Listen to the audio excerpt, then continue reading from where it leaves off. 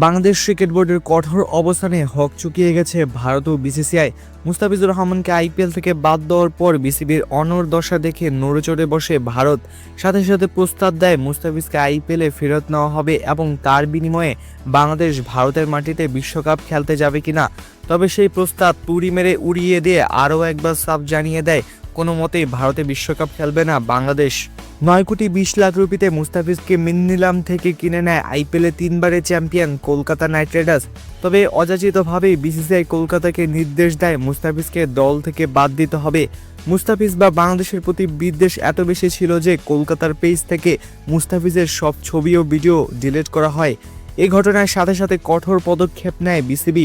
সাফ জানিয়ে দেওয়া হয় মুস্তাফিজকে নিরাপত্তা দিতে ব্যর্থ একটি দেশে পুরো দল গিয়ে বিশ্বকাপ খেলার প্রশ্নই আসে না। তাই বাংলাদেশের ম্যাচগুলো আয়োজন করতে হবে শ্রীলঙ্কায়।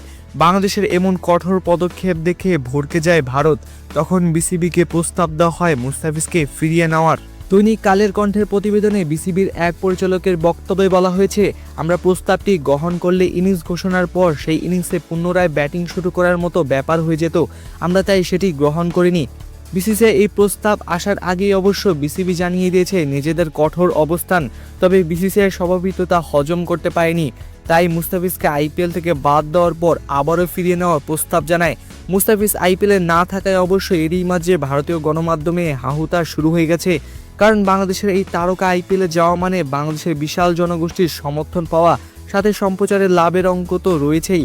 তবে হঠকারী সিদ্ধান্ত এইসব তো হাতছাড়া হলেই ভারতের সাথে বিশ্বকাপ ভেন্যু হিসেবে গ্রহণযোগ্যতাও কমেছে।